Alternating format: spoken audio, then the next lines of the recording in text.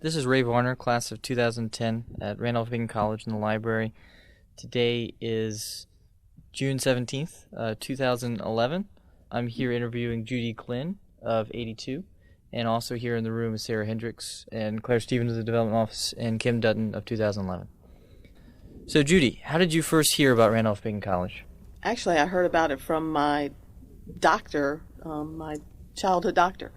He said Randolph-Macon was a great place to go if you wanted to go pre-med, which me and several hundred others probably wanted to go pre-med, and it didn't happen, but. All right, so how old were you when you heard this from your doctor? I was 18. It was my senior year in high school. Okay. Can you tell us about your first trip to campus, when you first saw it? The first time I came here was probably spring of my senior year in high school. I'm actually one of the girls that graduated the year before me in high school was up here, Becky Honeycutt, and so I was like, oh, can I go see where Becky lives? And they live down in what was called the Motels. It's now, I don't know what it's called, the Freshman Center or something. And so I went down there and visited her, and got a tour around campus, which was pretty cool. I liked it because it's a beautiful campus. You can walk everywhere. It was just a nice place to go. Okay. So you'd known that the college had gone coeducational in 1971. So did that impact your decision at all, that the college had just gone co-ed? Did you think about that? No, not really. I mean, you always look. You got a better ratio of guys to girls. That's always good. But no, it didn't impact my decision to come here. It was more on the lines of academics. Okay. So can you tell us about that first day you arrived as a freshman? My freshman year, the first day I arrived, it was, a whirlwind. You're getting unpacked and you're meeting your roommate for the first time, and it's hot down in the motels, and we didn't have air conditioning then, and but it was fine. I'd been up here before because I'd been up to a couple of basketball camps when I was in high school, so I was kind of familiar with the campus somewhat. But the first day you're going to college and you're all excited, and I found out from my parents my mother cried all the way home. But it was the first day was great. Do you remember? I'm going to go on past the first day. Do you remember anything about orientation, or? I don't. I remember some things. It's I've had some friends whose children have come up here since then, and orientation is much more structured now than when we were here. So I don't remember a lot. I remember my RA, I guess the first week, sitting down and saying, "Here are the rules for my dorm," and we were all like, "Yes!" And the big rule was, you don't get in trouble, I don't get in trouble. So we were all happy about that. Good. Yeah. I was going to ask, where were you coming from? Where did you grow up? I grew up in the east end of Richmond, so I was very close. I could get home in 30 minutes, I guess. Maybe 40. 295 wasn't cut through at that point. So is that part of your decision to come to Randolph-Macon? Being close? No, not really. It was just, again, it was more about the academics, because I really did want to go pre-med. And after I saw somebody go through the first year medical school, that wasn't going to happen. I can't pull an all-nighter, I'm sorry. Mm-hmm. All right, so you mentioned that you lived in the motel dorms. So which dorm were you in? My freshman year, I was in Garland.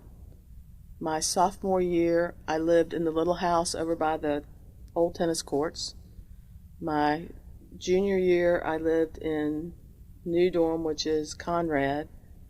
And my senior year, I lived in Mary Branch. So at the time, was Garland, was it co-ed at that time? Garland was all girls. It was, I guess it's six, is it 6 dorms down there? 6? I think it was 6 at the time. And it was like 3 of them were guys and 3 of them were girls. But they were all same-sex dorms, no co-ed dorms. Okay. Can you tell us a little about your social life? So what you did on campus, activities?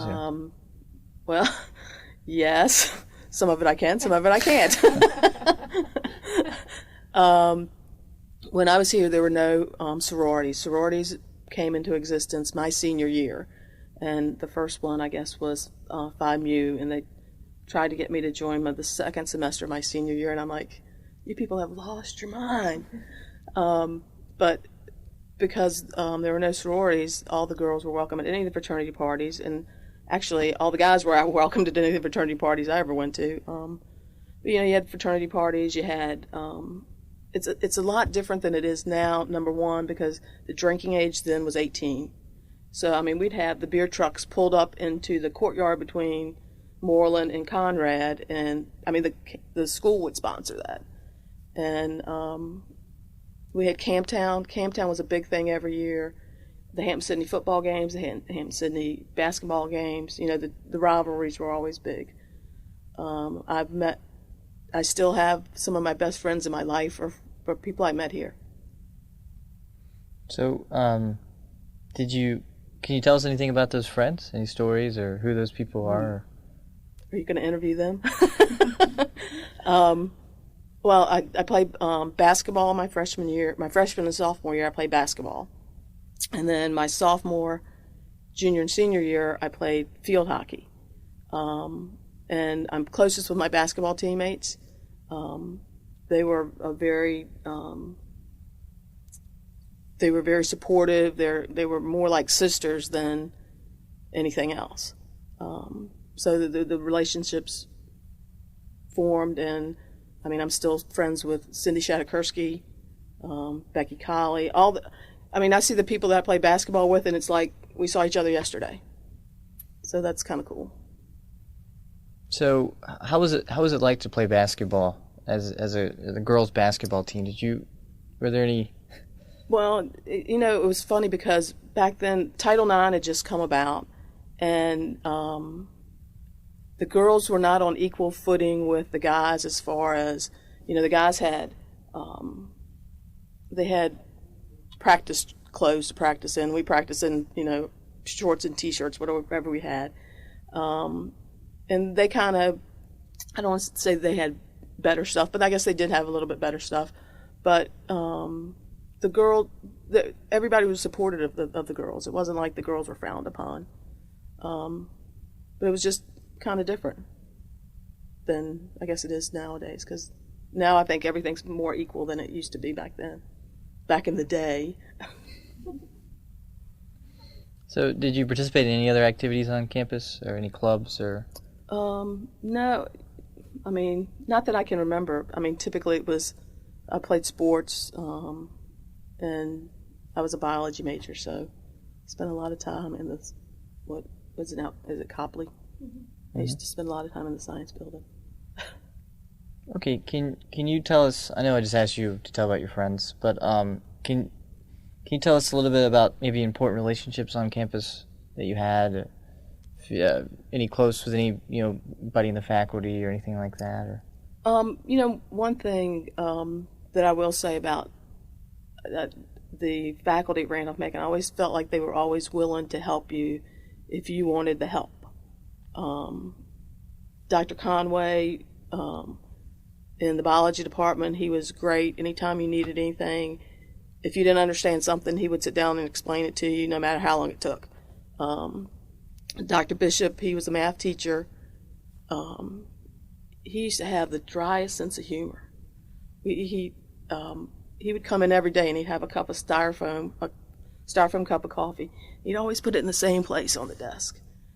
And, so one day somebody had to go up there and put a little X on there. So he comes in and he does and he just sits it over there. But he noticed. So I thought the faculty was always very supportive. And, they were supportive of the kids outside of the classroom, too. Dr. Schmidt would always come to all the basketball games.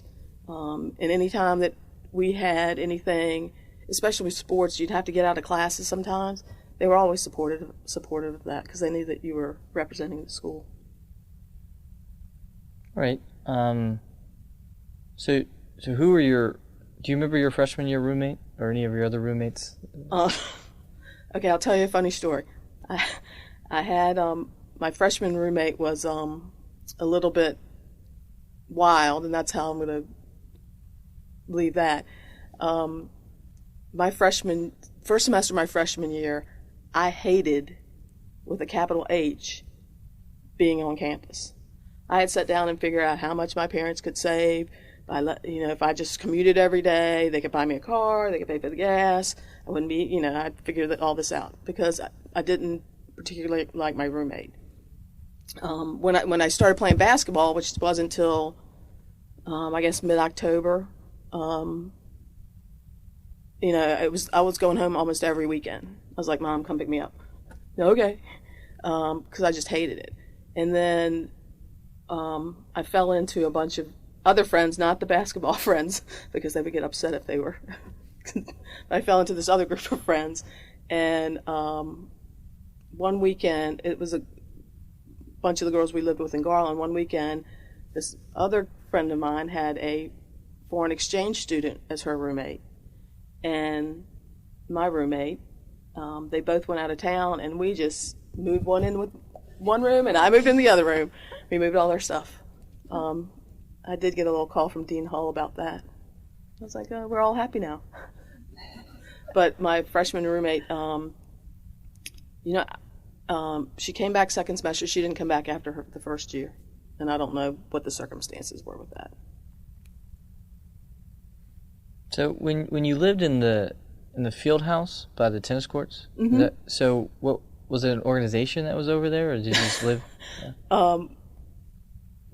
My sophomore year, they started running out on-campus housing, and I know a lot of kids now live off campus, and we didn't. That wasn't like a consideration back then. I don't know what it was. I don't know if it was money, if it was just we all wanted to be on campus, what it was, and we didn't have enough dorm rooms, so they put some of the married apartments up and that little house up, and you had to go through a lottery system to get the spaces to live.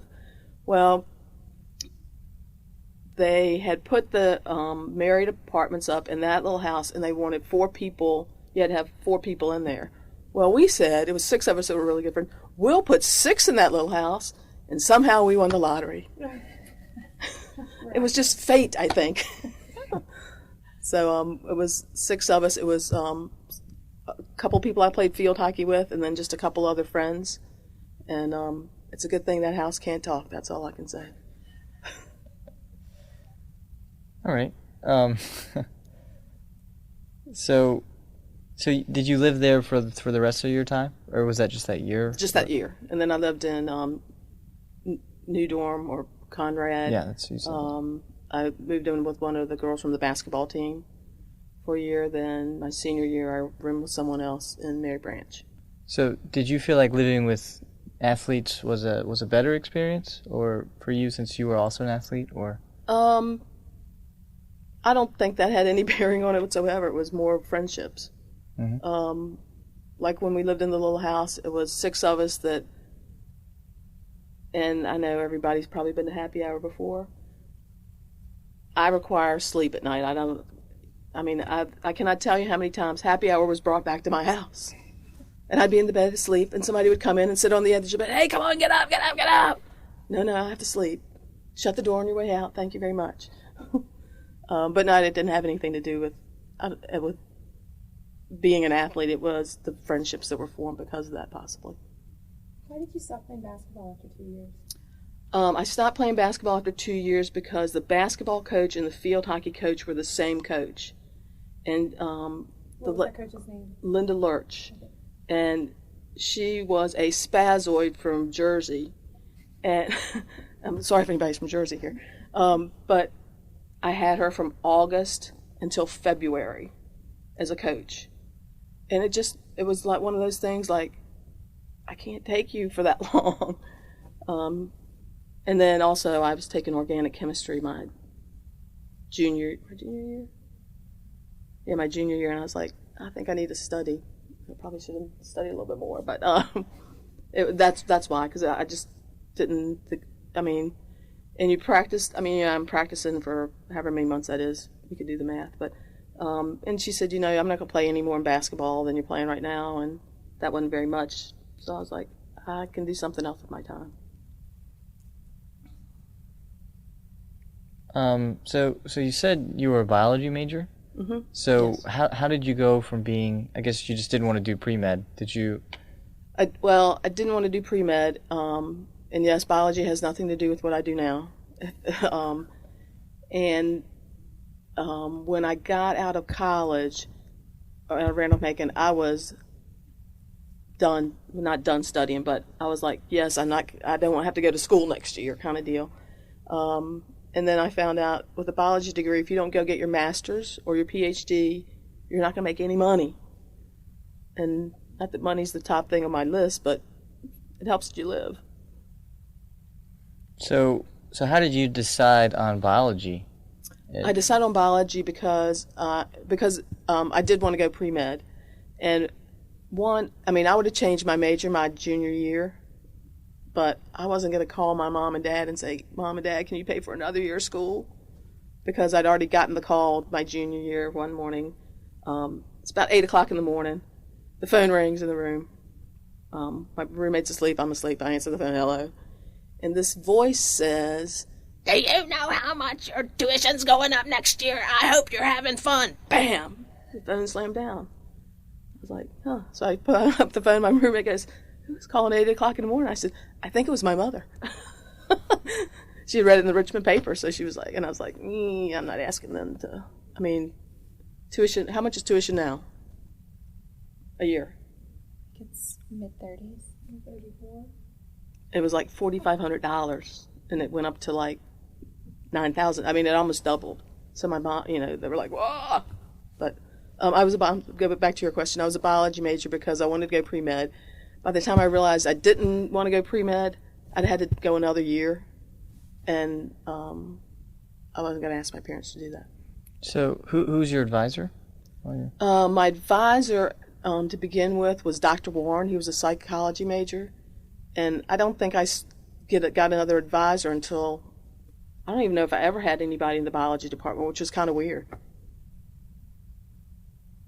So you finished up with a psychology?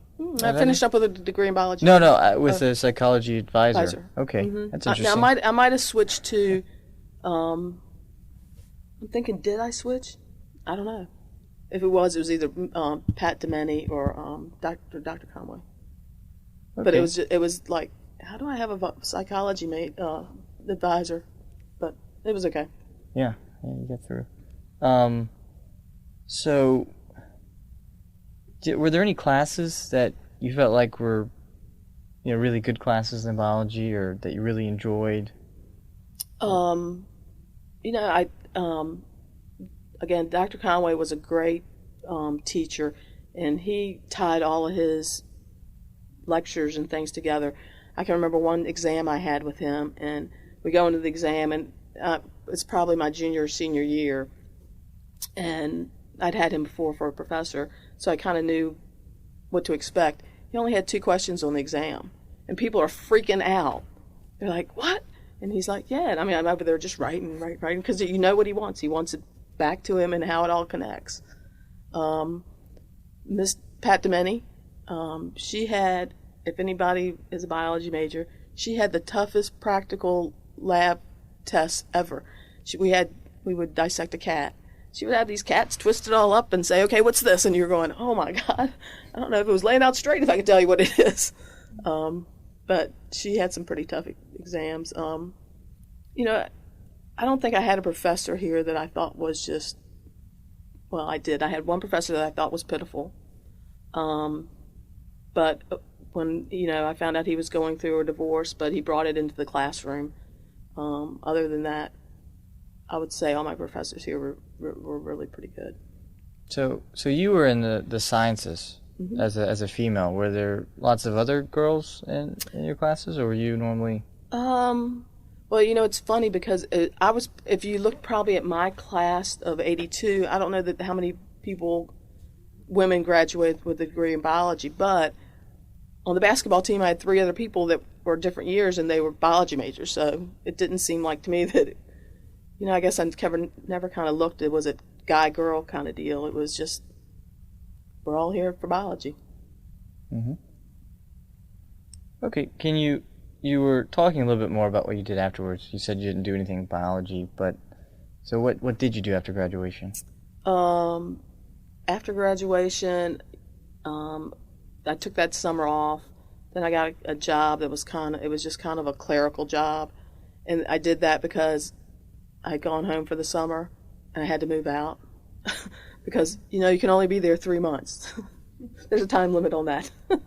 So I moved out and I got the job to obviously support me outside of living with my parents.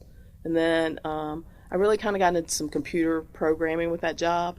And I don't know, I've just kind of, I'm not in that same job, but then I just kind of went to a mortgage company and worked for a while. Then I went to the place I work now. I left that, went back to do another job, came back to this company. I've been with this company for 24, 25 years now. And what do you do with this company? I'm an operations manager. I manage the day-to-day operations for, it's called Expedex. We're part of International Paper Company.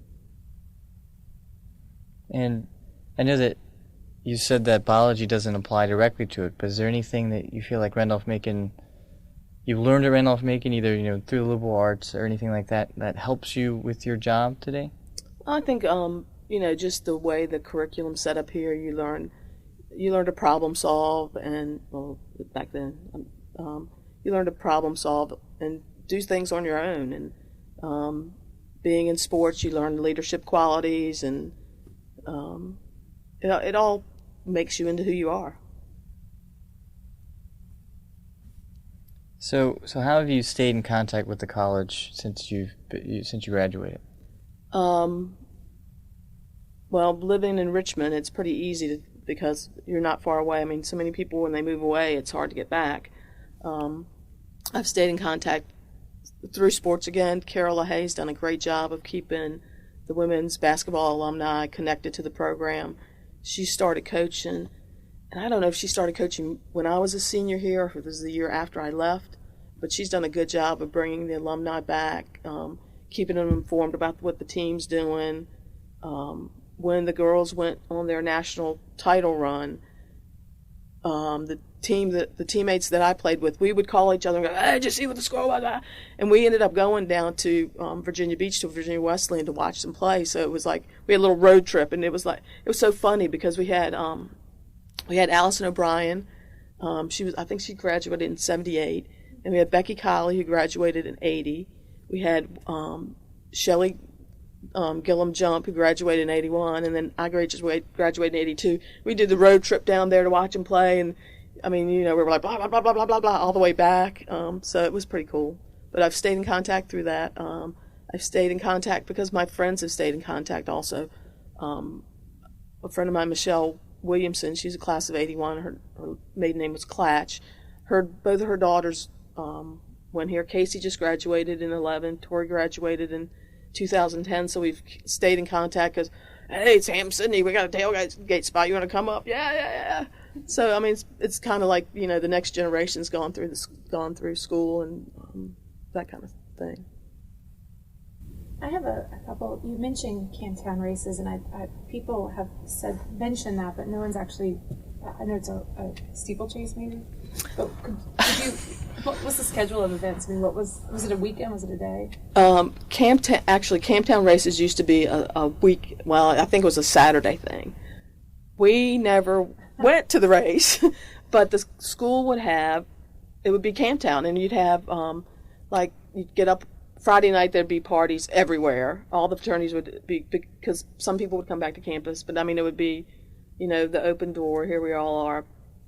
Saturday, they would have the Greek games, which were put on by the fraternities. I mean, they'd be the goofy things where you'd run down, you'd put your head on the bat, and you'd spin around the bat, and you'd have to come back. And I mean, but you would divide up into teams, and you would buy dorms, and you would play these games. It was just kind of almost like an intramural kind of thing, but it was just to see if you could beat Mary Branch or whatever other dorm you weren't in. And then they would bring in bands, and And they used to have this one band called Uncle Leroy, and they played like bluegrass music, and you think bluegrass and Randolph-Macon probably don't go along, but they would put them like in the portico of Mary Branch facing out towards the railroad tracks, and people would just bring blankets, and again, the college would pay to have beer trucks pulled in, and everybody would just sit out there and listen to music for hours. It was crazy, but it was like, oh, Camptown's coming, it was like the big party weekend. Were the faculty, were they out on the blankets? You'd see faculty from time to time, but it wasn't. It was mostly students. It was mostly students, yeah. And and I guess you didn't. What I hear from people, and because I don't really know that many young people, but because it's not legal to drink now, I know that the campus is probably supposed to be more dry.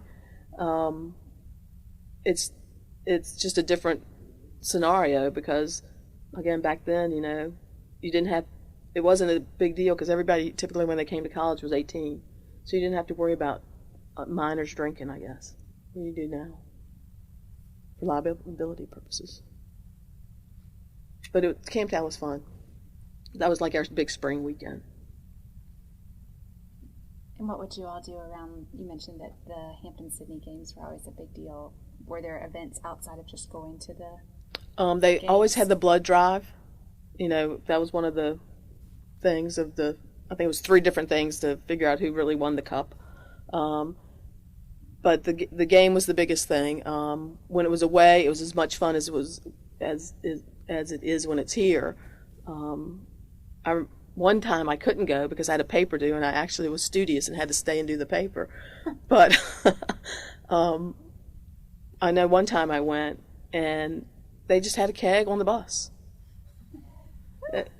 But we all sat out on the hill. Everybody's been to Hampton-Sydney, so they have the kind of like bowl stadium, and we all just sat out on the hill, and it was a big old. Everybody was just happy and big old party. That's great. Another question I have is, you mentioned some of the biology faculty. What were some of the other faculty that you might have been close with, or other classes that? Because obviously there's such an emphasis here on educating the whole student, right, and requiring languages and Englishes and whatever. Yeah. I had Dr. Watson for a couple English classes. I wish I had Dr. Gray because I heard he was a hoot to have as a teacher. I had Dr. Hilliard for French. I'm trying to think of who I didn't have for eliminating the biology people. I had Dr. Bishop for math. I had Phil Stanton for statistics. I don't think he taught here very many years. Had Schmidt for econ. Didn't everybody have him for econ?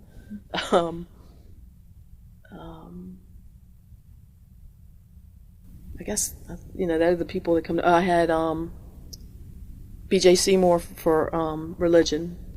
That was a sad. The college misses her. I had Dr. Chappell for one religion class. I guess it's kind of about, if I'm just naming people off the top of my head, that's kind of the people I remember. And if you ask me why for each one, I don't know that I could tell you. It was just, I guess, the impressions they made on me. Did you have any interaction with the administration? You mentioned Catherine Hall. Back then, Dr. Payne was president, and you'd see him around campus, and probably like you do Linger now. You just see him around, and he'd speak to you, and it wasn't like it was this big I'm up here and you're down here kind of deal. It was, hey, we're all here together, and that's one thing. When you walk around campus, people would say good morning, whether you knew them or not. And you also see people now, and it's like, hey, how you doing? And they have no idea what my name is, and I have no idea what their name is, but we both went to Macon, I can tell, because that's where you recognize them from. Dean Andrews was here. We had this guy, y'all gonna laugh at this, we had this guy, Henry Lee. He used to be like, I don't know what you call it now, like the maintenance guy. But if you wanted a good mattress, he'd say, Henry Lee, can you find me a good mattress for next year? And somehow you ended up with a good mattress. And do they still have maid service in the dorms? We had maid service. No. Well, they come in and, change out stuff and everything. It won't clean necessarily, but they'll come in and change stuff in the bathroom or whatever. Well, we had maid service where they'd come in and clean the bathroom and they'd vacuum your room and stuff. But we had this one lady down in Garland. Her name was Myrtle, and you know how you have Myrtle would come in and like she'd start vacuuming. We'd have the soap operas on. She'd go, y'all mind if I watch this with you? And, no, come on in, Myrtle. And you know how you have we used to have secret Santas at Christmas, so we'd always give Myrtle a little something, put something outside the little janitor door for Myrtle. But they were kind of as much a part. You almost kind of felt like they were your mothers sometimes because they were kind of watching out for you, but they never told on you. So it was all good. That's great. What did you spend your summers doing? And I spent my summers, and it was kind of in random jobs.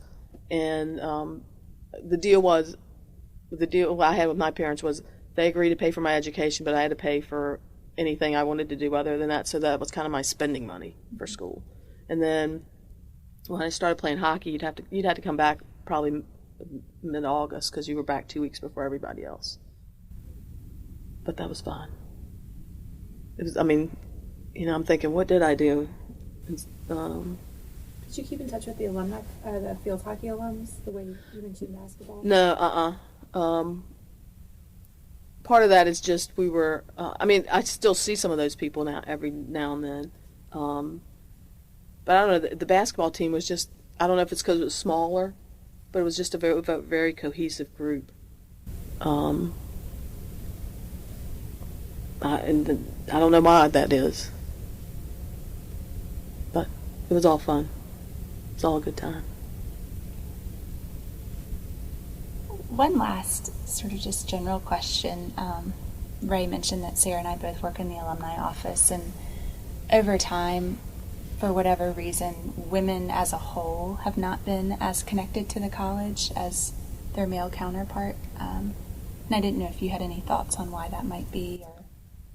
Or sometimes I think some of it is people move away, and I think especially women, if they're moving away, they'll probably be marrying somebody to move away with typically, or if not, there's a career. But I guess it's just hard when you start raising kids and having families to be able to come back and participate. I guess that's kind of what my friend Cindy Shadikursky, and I'm sorry I call her Crab, so if I say Crab, that's what I'm talking about. I know she's on the Women's Initiative program, and I've been asked that by a couple people, and it's like I don't know what the magic answer is, if there is one, but I think a lot of it is they get involved in family and their kids, and I've got some friends that because they live in Richmond they can stay close to the college, but would they have if they were not this close, geographically close? And I'd say probably not. Would I have stayed as close to the college if I wasn't here? Maybe not. But again, I have to, my hat's off to Carol LaHaye for doing that, to get the alumni involved, to say, hey, come back at least one weekend a year and pal around with your basketball buddies. Because it has been a really good, I think it's been a very positive thing for the alumni in general. And it brings the teams together. I mean, and I'm sorry if I'm rambling, but we do the alumni game. So we do the odd years versus the even years. Well, now we're all friends with everybody that's the even years, because I'm an even year, and we always went. No, but we're all friends now, which is nice. You make new connections. Megan Silva, if you're an even year. Yes. That's great. That's why we win. But it's funny because they all think it's funny that the 50-year-olds can run up and down the court for a while without going, I need oxygen. We usually end with two questions, and they're two pretty broad ones. The first one is, because this is, again, a woman sort of focused program or project, do you have any specific advice you would offer a Randolph-Macon female, a girl student now, or any student if not, but is there advice that years out of college? Yeah, the hindsight kind of thing. I don't know how well the college does now as far as internships and that kind of thing. I would tell any student, you need to, if you think you want to be pre-med or you want to do something specific, you need to kind of get a job in that field, whether you say, hey, can I just follow you around for a month and not pay me or whatever, to see if you really want to do it. I think a lot of people, you have to realize nowadays you're paying, I'm just going to use the round number of $40,000 a year. You're paying $160,000 for an education that you need to make sure that's what you want to do. Because that's a lot of money to put into yourself that you need to pay back on.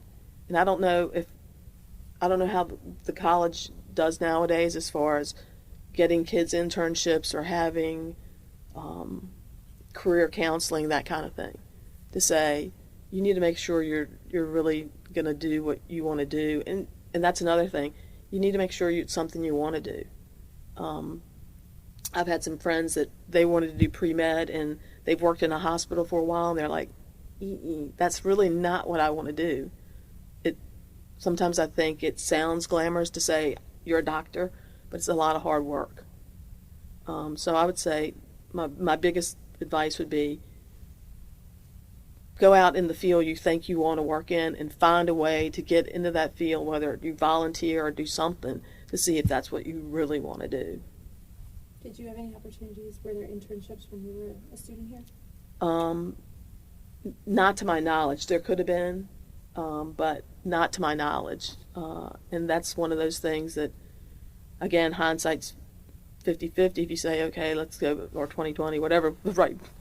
If you want to go back and say, let's do, do you have an internship to go work in the medical field or something like that? I don't know that there were that many internships back then. And I think it's a good thing. I think it's a good way for people to get their feet wet, to see if that's really what they want to do. One thing that if I had to do it all over again, I would kind of do differently, was I ended up taking like all my major classes my junior and senior year, where if I had, obviously you had your biology 101 your freshman year and your chemistry 101, but if I'd taken some of those other classes, I might have changed my major before I thought about it the second semester of my junior year. What do you think you would have changed it to? Probably math. I'm a kind of analytical side of, that's kind of like me, that or computer science, but I would have probably stayed in the science field. But I probably wouldn't have done biology. But that's okay. I had a great time. And why were you a biology major? Because they said it was one of the hardest majors at Randolph-Macon. It's a challenge. It was a challenge. So, what else do you want to know? Do you think is there anything that we haven't asked that you feel like we should have asked, or anything that we haven't touched on? Please add any story, anything that comes to your mind when you think about your 4 years here. And I don't know that I can give you a list, but maybe some things that you, I don't want to say didn't like about the college, because if I didn't like it, I wouldn't have graduated. But there's things when you come along, again, like the internships. Would have been great to have an internship, or maybe your freshman year, and maybe they do this now, I don't know, maybe your freshman year when you come in, that first week of orientation, you're in the career center saying, these are my likes, this is what I don't like, and then you say, oh, well, maybe this is what I should do instead of what you think you should do. Mm-hmm. And I don't know, I'm sure there's computer programs out there now that you can just sit there for an hour or 30 minutes and answer questions, and they say, oh, here's what you should kind of do. But I think you've kind of covered it all. it's it's funny because it's just a different. How old are you? I'm 30, turning 31 in 2 weeks. Yeah. So y'all are. I mean, you just graduated. You're in 10. 20, soon to be So, 29. yeah, I mean, so y'all are all young. Keep saying that. But I mean, it was a different time back then, and I don't know if this should be on the record or not. But anyhow, I mean, this was a big. And I don't want to mean to sound it in a bad way, a big party school. But guess what? You partied, but you had to make the grades. It wasn't like they said, okay, we're just going to get you on through. But it was like we played hard and we studied hard kind of deal. It was just, and nowadays, I've seen my friends' kids come up here, and I know it's all because of the age of when you're legal to drink and when you're not, and I understand that because it's a big liability issue. It's just a different atmosphere, I guess. You mentioned so you came in 78, which is right around when the first class had gone through. Had the college essentially worked out all of its kinks of going coeducation at that time? I mean, was it pretty seamless for you? I mean, were you aware that you were a pretty new cohort on a traditionally male campus? You know, I guess you kind of got most of that more from the alumni than from the people that were here, which was fine. It's funny because I worked with a gentleman, Jim Hunter, and I think he graduated in '65, but you know, he was the traditional Randolph-Macon. You know, Randolph-Macon. We went to the middle school because when you tell anybody now, where'd you go to school? Randolph-Macon. Oh, the one in Lynchburg? No. Did I say Randolph-Macon Women's College? No. But other than that, I didn't feel like any of the guys or any of the administration here were prejudiced or anything because it was a woman on campus versus a guy. But I mean, I was aware of the fact that, it hadn't been coeducational, but since 71? Was it 71? So. You mentioned that it would have been nice to have had potential internship opportunities. Were there any other things while you were a student that were challenges to overcome or difficult situations you had while you were on campus? No. I guess the roommate freshman year. Yeah, but I think that's a freshman year thing versus. It's like de rigueur. Yeah. Everyone has to go through that. Yeah, exactly. It's kind of like okay, kid, if you made it through there, you can come back. No. It's like they do it on purpose. But that's part of growing up because you have to deal with people in your work life that you're like, really? But you learn how to deal with those kind of people. I don't know that it was. I mean, the problem is if you give two people too many choices, they're going to take the easy way out. If I could have run up to Dean Hull and say, Dean Hull, I really don't like my roommate. Can you move me out? And she could have moved me out. That wouldn't have solved. I mean, not that it was a issue that had to be solved, but it was. You got to learn to work those things out. And we took look, they're both gone for the weekend route. I think that's great. It's ridiculous. Well, the funny thing was, then the other two people ended up getting singles because they moved the girl that was from France into a single in one of the other dorms. So my roommate ended up having a single, and I was like, did that work out quite well? Not how I planned. But it was okay. It was okay.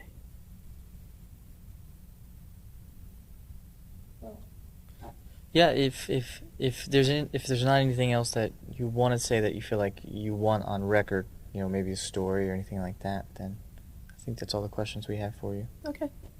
Thank you very much. And this has been Ray Varner with the Living Legacies Oral History Project at Randolph-Macon with the Women of RMC initiative.